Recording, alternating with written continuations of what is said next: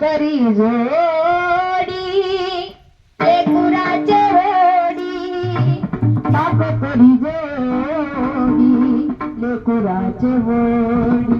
आपल्या मुलांचे हित साधण्यासाठी अविरतपणे गावात कष्ट करणारा, दिवसाची रात्र करणारा, रात्रीचा दिवस करणारा बाप ज्यावेळेस मात्र घरामधून निघून जातो ना, त्यावेळेस घरचा सगळा आधार संपलेला असतो. जगातला फार मोठा आधारवड म्हणजे आपले वडील असतात आणि वडील गेल्याच्या नंतर मात्र दुःख फार होत. अतिशय माणसाला दुःख सहन होत नाही, पण मात्र दुःख ते सहन करावं लागतं, कारण हा विधीचा नियम आहे. निसर्गाचा मात्र नियम असा आहे. गती माडगुळकर सांगतात, आपल्या घरातला एखादा माणूस गेला ना, त्याच्यामध्ये परिवाराचा दोष नाही, त्याचा स्वतःचाही दोष नाही, तो निसर्गाचा नियम आहे. जरा मरणायातून सुटला कोण प्राणी जात, दुःख मुक्त जगाला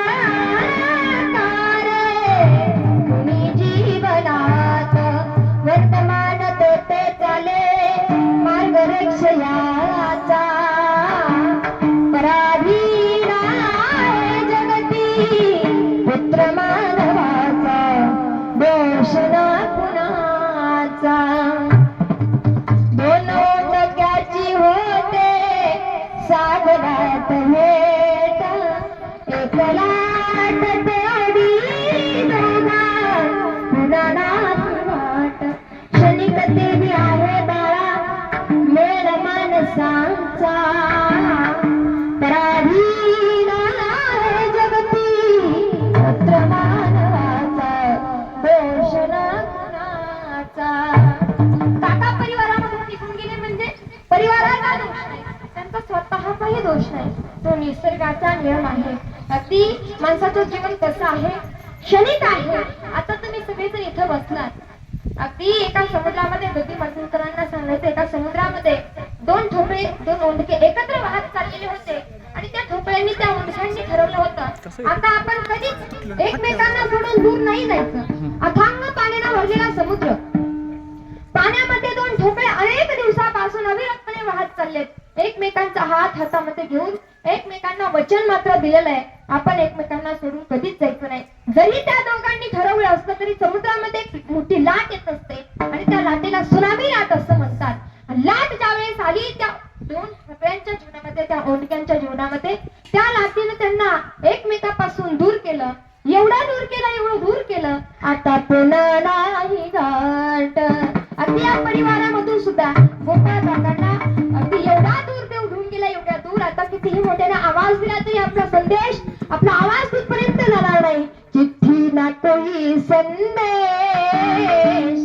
जाने वो कौन सा देश, इस दिल पे लगा के थे जा तुम चले गए. अरे घरच्यांनी किती ओरडलं तरी वडील मात्र परत नाहीत येणार, एवढ्या दूर गेले. आणि त्या वडिलांना परत त्यांची आठवण आपल्याला व्हावी, परत आम्हाला त्यांचा सारखा आशीर्वाद मिळावा, याच्यासाठी या परिवारानं थोडंसं हरिनाम हरिकीर्तन या ठिकाणी ठेवलेलं आहे. कलियुगामध्ये सगळ्यात चांगलं काय असेल, आपल्या माणसाने आमच्यावरती उपकार केलेत, आमच्या जीवनाला घडवणारा आमचा बाप, ज्या वडिलांनी आमच्यासाठी खूप काही करून ठेवलंय, आम्हाला जगायला शिकवलं, आम्हाला बोलायला शिकवलं, माणुसकी जपण्याची पद्धतीने आमच्या जीवनाला घडवणारे वडील ज्यावेळेस आमच्यामधून निघून जातात त्यावेळेस आम्ही ते केल्यानंतर त्यांच्याबद्दल काय चांगलं केलं पाहिजे तर कलियुगामध्ये सगळ्यात जास्त चांगलं काय आहे तर हरिकीर्तन आणि चांगलं मात्र हरिकीर्तन असून आज या ठिकाणी चांगलंच हरिकीर्तनाचं नियोजन या परिवाराने केलेलं आहे. जोरात त्यांच्यासाठी टाळी वाजवा जोरात. नाहीतर आज तुम्हाला सांगू कशी परिस्थिती आहे. कोट्यावधी प्रॉपर्टी आहे, लाखोनी लोकांकडे पैसे आहेत. एक आई वडील 4 मुलांना छोट्याशा खोलीमध्ये सांभाळू शकतात. एक आई वडील 4 मुलांना आपल्या छोट्याशा खोलीमध्ये सांभाळू शकतात. तेच मुलं ज्यावेळेस मोठी होतात ना 40-40 लाखाचे बंगले बांधतात. त्या 40-40 लाखाच्या 4 बंगल्यामध्ये 2 आई वडिलांना ते सांभाळू शकत नाही. किती मोठं शोकांतिक आहे. आणि आई वडील गेल्याच्या नंतर साधा त्यांचा 10वा किंवा दशक्रिया विधी करायला तयार नाही. उदाहरण सांगून जाईल तुम्हाला. एका गावातल्या मुलाचे आई गेली निघून, सोडून गेली त्याला. तो मुलगा फार परदेशामध्ये नोकरीला होता. ज्यावेळेस त्याची आई वारली ना त्यावेळेस गावातल्या लोकांनी त्याला फोन केला, दादा तुझी आई वारली, तुला यावं लागेल. त्यावेळेस त्या मुलाचं उत्तर ऐका, आई तर आता विश्वामध्ये नाही राहिली, माझी आई गेली, परंतु माझ्या भविष्याचा प्रश्न आहे. 10-5 लाख रुपयाचा प्रश्न आहे. मी जर आलो तर माझे पैसे बुडतील म्हणून मी येऊ शकत नाही. तुम्हाला जेवढे लागतील तेवढे पैसे फोन पे वरती पाठवून देतो. त्या आईचा अंत्यविधी उरकून घ्या. गावातल्या लोकांनी नाविलाज असताना तो अंत्यविधी उरकून टाकला.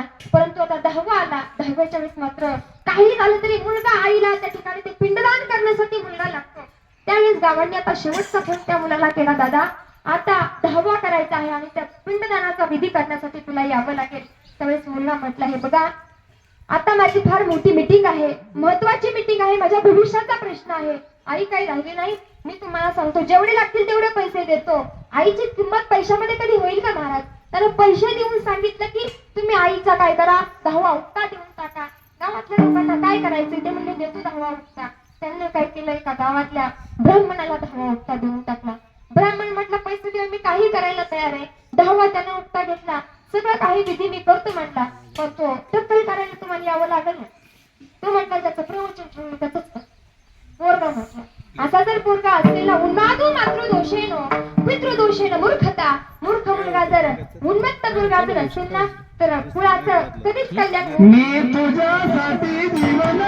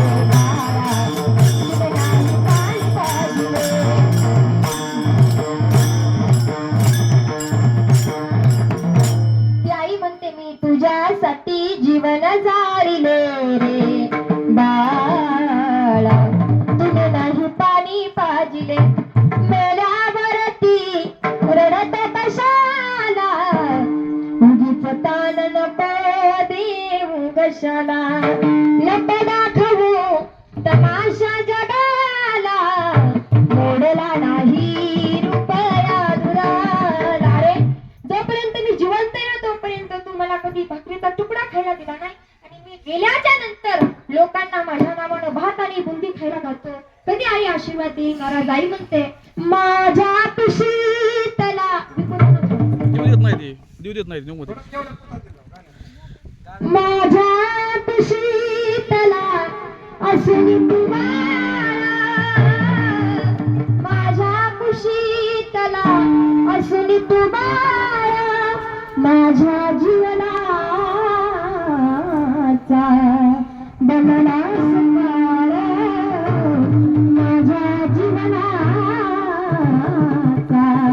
बनलास काळ मी तुला पाहून प्राण सोडले रे बाळा तुले नाही प्राणी वाचले काय आणि बाप किती म्हातारी होते महाराज पुत्राला जशी फेकून भाकर टाकताना तशी जरी फेकून भाकर मारली ना तरी देवापेक्षा मोठा आशीर्वाद दिल्याशिवाय राहणार नाही एवढं मोठं त्यांचे अंतकरण असतं परंतु हा परिवार मात्र फार चांगला आहे वर्ष श्राद्ध केलंच असेल पण त्याच्यानंतर आज जाऊन 3 वर्ष झाले तरी सुद्धा आपल्या वडिलांच्या प्रीत्यार्थ त्यांची परत परत आम्हाला आठवण यावी परत परत आम्ही त्यांच्या ऋणातून उतराई व्हावं याच्यासाठी गोड असं हरिकीर्तनाचं नियोजन केलंय विठाला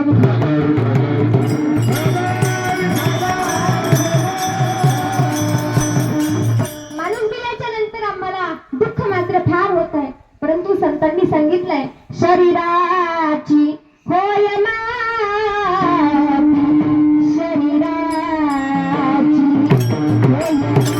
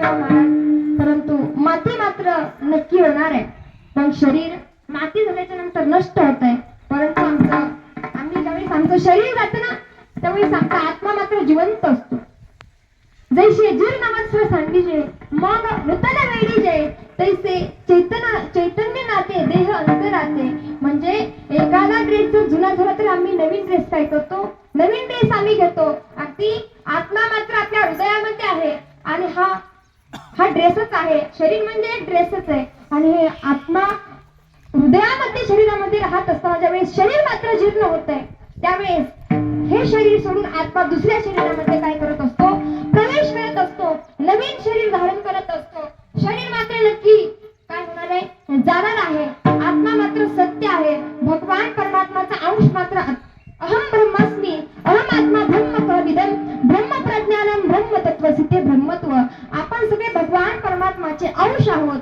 आणि देव मात्र कधी नष्ट होत नाही प्रत्येकाच्या हृदयामध्ये देव आहे शरीर मात्र जुनं होत आहे शरीराची काय होणार आहे माती होणार आहे आत्मा मात्र या देहातून त्या देहामध्ये काय करत असतो प्रवेश करत असतो मग आपण गेल्याच्या नंतर पुढचा जन्म आम्हाला कोणता मिळणार आहे आपल्याला माहित आहे का पुढचा जन्म आम्हाला कशाचा मिळेल हे माहित नाही आता तर आम्ही माणूस आहे परंतु आम्ही माणूस असताना आम्ही चांगलं जर कर्म केलं असेल ना तर मात्र आम्हाला पुढचा जन्म आमच्या कर्मानुसार त्या कर्माच्या भोगाच्या प्रारब्धाच्या नुसार काय होतो तर तो पुढचा जन्म मिळत असतो आम्ही आयुष्यभर भक्ती केली असेल नामस्मरण केलं असेल तर आम्हाला स्वर्गामध्ये जाण्यासाठी त्या ठिकाणी देव जागा देत असतो परंतु आम्ही पाप पुण्य सारखं केलं असेल तर आम्हाला परत माणसाचा जन्म मिळत असतो आणि जास्त पाप झालं असेल तर आम्हाला नरकामध्ये जावं लागत असतो नको ते नरकामध्ये भोग भोगावे लागतात परंतु पुण्य मात्र असेल तर स्वर्गामध्ये जावं लागतं पाप पुण्य समान असेल तर माणसाचा जन्म आम्हाला परत मिळतो मग माणसाचा जन्म आम्हाला परत वारंवार मिळावा कारण माणसाचा जन्म माणसाला जेवढं ज्ञान याच देही घोडे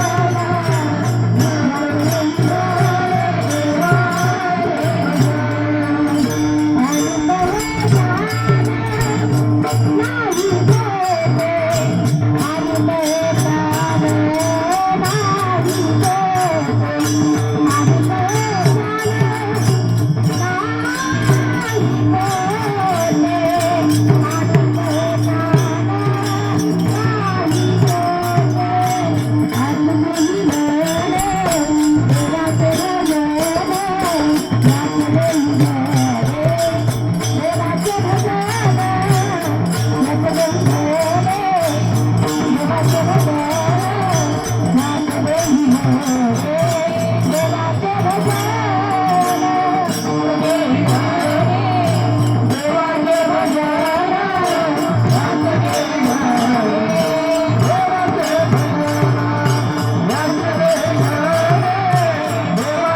भजन, याच देही घोडे देवाचे भजन,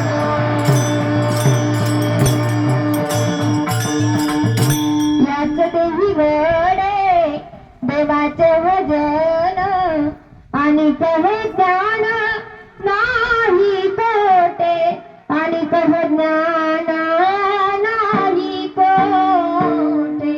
या देहानं सगळं ज्ञान होते, या देहामध्ये आपल्याला भजन घडतंय.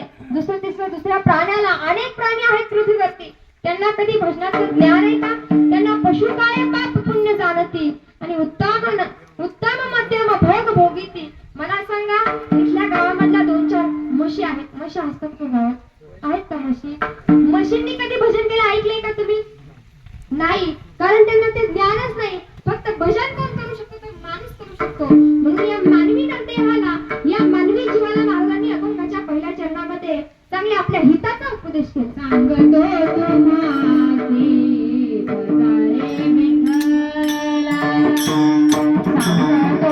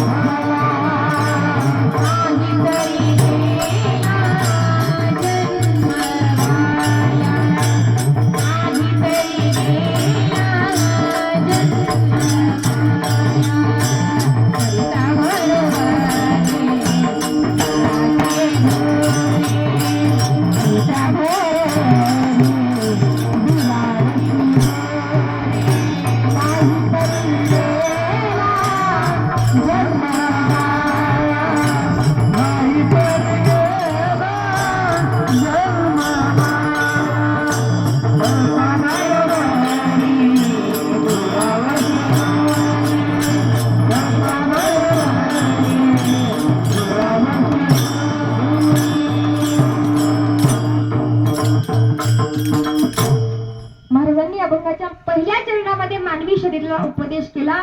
या मानवाला उपदेश केला की आम्ही काय सांगतोय तुम्हाला, विठ्ठलाची भक्ती करा. आणि भक्ती जर नाही केली तर तुमचा जन्म वायाला जाईल. जन्म वाया जाऊ नये. अतिशय मनुष्य जन्म अनमोल रे, मिठी मैना खोल रे, अब जो मिला है फिर न मिलेगा, कभी नहीं कभी नहीं कभी नहीं रे. सुभाषितकार म्हणतात, शास्त्रकारांनी सांगितलं की अरे तुमच्या जीवनामध्ये तुम्हाला सगळ्या गोष्टी परत मिळतील. पुनर्वित्तम पुनर्मित्रम पुनर्भार्या पुनर्मही, याच्यात सर्व पुनर्लभ्यम न शरीरात पुन्हा पुनः, सगळ्या गोष्टी तुम्हाला परत मिळतील. पुनर्वित्तम म्हणजे गेलेला पैसा पुन्हा मिळेल. पुनर्भार्या म्हणजे गेलेली बायको परत मिळेल. पुनर्मित्र म्हणजे गेलेला मित्र परत मिळेल. परंतु शरीर का मात्र एकदा गेलं तर ते नाही मिळणार. एकदा का शरीर माती आड गेलं, शरीराची माती झाली ना, परत आपल्याला ते शरीर वारंणार आणि पुन्हा पुन्हा नाही मिळणार. कितीही शरीराला जपून ठेवा. तुला काही पाजत करले, तुला काही पाजत करले, तुला खतरे रखवादी, तुला काही पाजत करले, तुला खतरे रखवादी. उड़ जाएगा एक दिन पंछी रे बंसी राखाली, उड़ जाएगा एक दिन पंछी रे बंसी राखाली, उड़ जाएगा एक दिन पंछी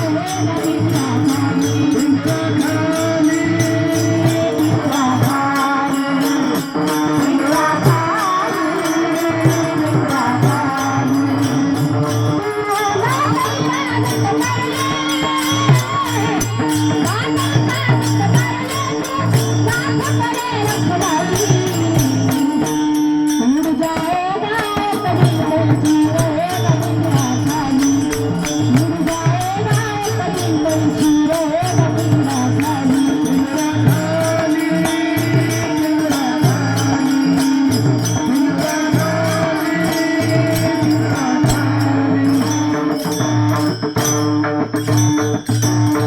कबीर महाराज म्हटले, तुम्ही कितीही जपून ठेवा.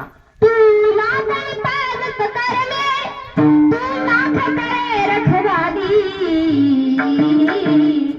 उड़ जाएगा एक दिन पंछी हे बंसी राखाली. घरामधून अगदी पिंजऱ्यामधून पोपट उडून गेल्याच्या नंतर पिंजरा काय खालीच आहे. घरामधून एखादा चांगला माणूस निघून गेला तर घर मात्र खाली आहे. कितीही जपून ठेवा, नाही येणार तो परत माणूस. मग गेलेला माणूस आणि त्या माणसाबद्दल कृतज्ञता व्यक्त करण्याची हीच वेळ आहे. आणि आज गेल्याच्या नंतर त्यांना हा सगळा सोहळा पाहून वाटत असेल, मी माझ्या परिवारासाठी खूप काही कष्ट केले, सगळ्या गोष्टी केल्या, आणि सगळ्या गोष्टी परिवाराला देऊन गेलो. मी गेल्याच्या नंतर मात्र त्यांनी माझा काय केला,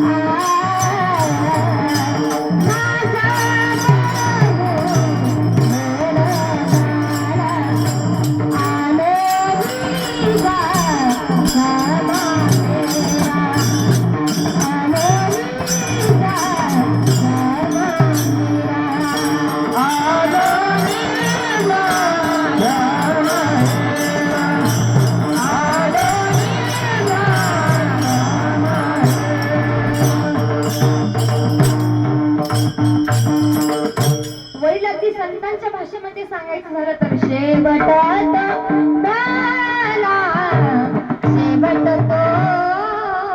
भला. माणसाच्या जीवनामध्ये जीवनभर काही चांगलं नाही झालं तरी चालेल, पण त्या माणसाचा शेवट मात्र नक्की गोड झाला पाहिजे. आणि शेवट त्यांचाच गोड होतो.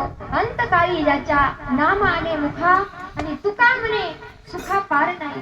अंतकाळीचा सोयरा आणि तुका म्हणे विठूधरा.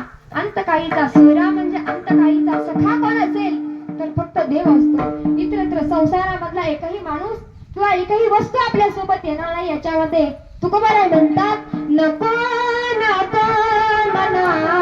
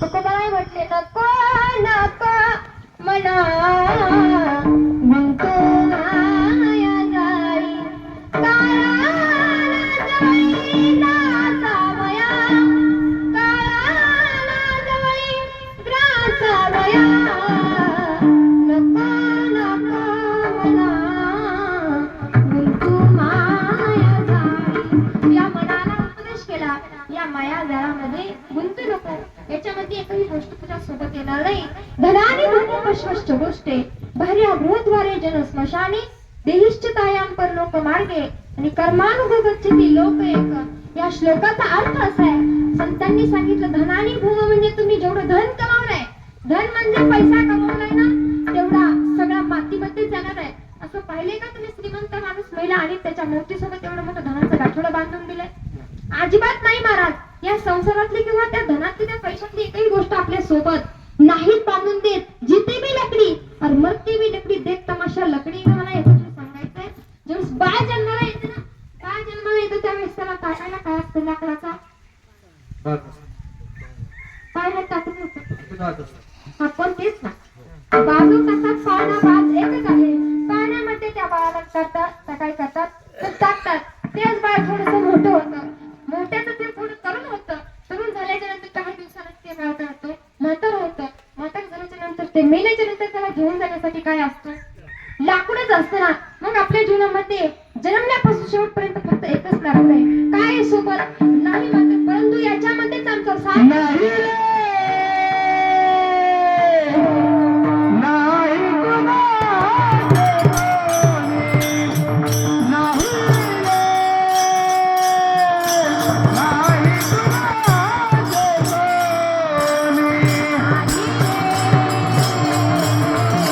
नाही कुणाचे कोणी.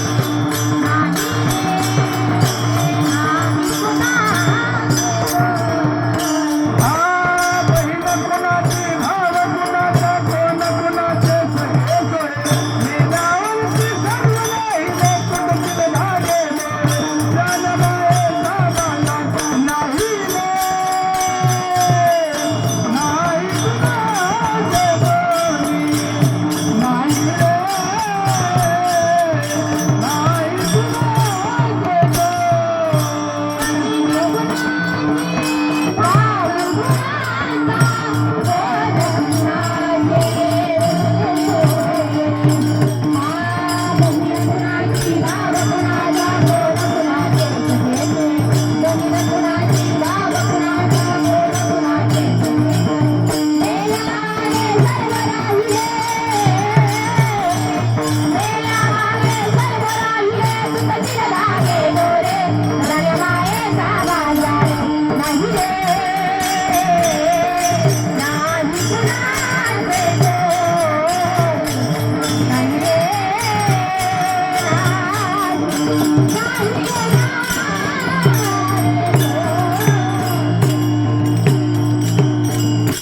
अतिशय बाबांनी सुंदर प्रमाण दिलं टाळी वाजवत होतं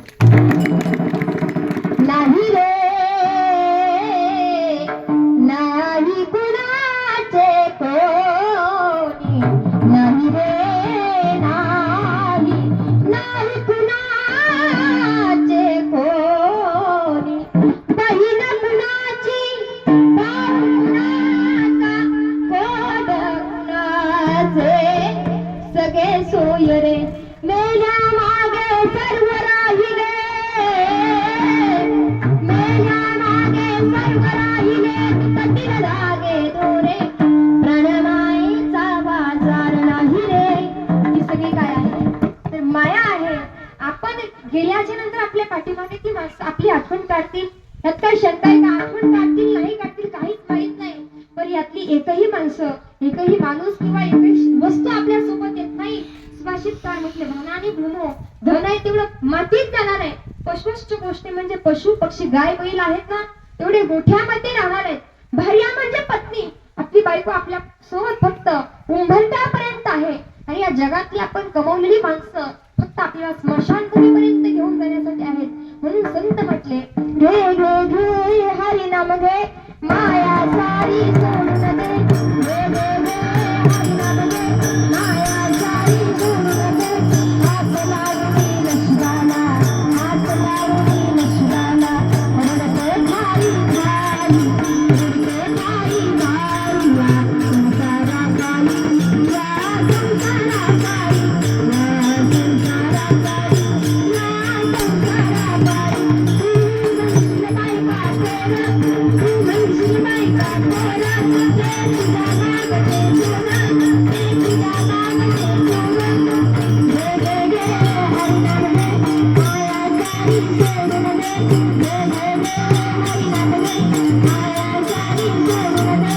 हात लागली नशिबाला, हात लागली नशिबाला, रडते खाली खाली, रडते खाली खाली, या संसारा खाली, या संसारा खाली, या संसारा खाली, या संसारा खाली. संत महात्मे म्हटले घे घे घे हरिनाम घे माया सारी सोडून दे. तू म्हणशील बायका पोरं पण ते तुझ्या मागचे चोर आहेत, ते तुझ्या सोबत नाहीत येणार. मग आमचा जन्म वाया जाण्याच्या अगोदर संत महात्म्यांनी आम्हाला काय केलं, सावध केलं. कारण हा देह काय आहे तर नाशवंत आहे, तो आमच्या मालकी हक्काचा नाही. देह हे काळाचे धन कुबेराचे, ते मनुष्याचे काय आहे. हा देह घेऊन जाण्यासाठी घडी घडी काळ वाट याची पाहे आणि अजून किती आहे अवकाश. काळ देहासी आला खावे, काळ देहासी आला खावे, काळ देहासी आला खावे, काळ देहासी आला खावे. आम्ही आनंदे नाचतालो, काळ देहासी आला खावे, काळ देहासी आला खावे, काळ देहासी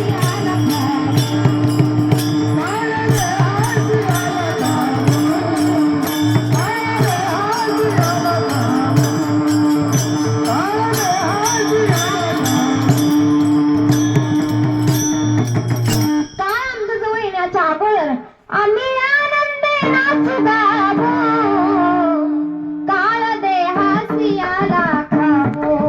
काय मात्र नक्की आपल्याला खाण्यासाठी येणार आहे. मग काळ आमच्या जवळ येण्याच्या अगोदर तुम्ही काय करा, सावध व्हा. नाशिवंत देह जाणार सकळ आणि आयुष्य खातो काळ. सावधान संत आपल्याला काय करतात, जागा करतात, भक्ती करायला सांगतात. मग महाराज ठीक आहे तुम्ही म्हणता विठ्ठलाची भक्ती करा, भक्ती करा. आम्ही भक्ती भजनही करायला तयार आहे, पण आम्ही संसारिक माणसं आहेत. महाराज म्हटले अरे संसार काय आम्हाला नव्हता का, आमचाही प्रपंच होता, परंतु संसाराच्या नावे घालून या शून्याई वाढवता हा पुण्य धर्म केला. हरे भजनी हे धवळीले जग, युवा जावाने संसार बैसलो अंगणे. आम्ही आमच्या संसाराची मात्र या विश्वातल्या लोकांसाठी काय केली, राख रांगोळी केली. माऊली दरबारा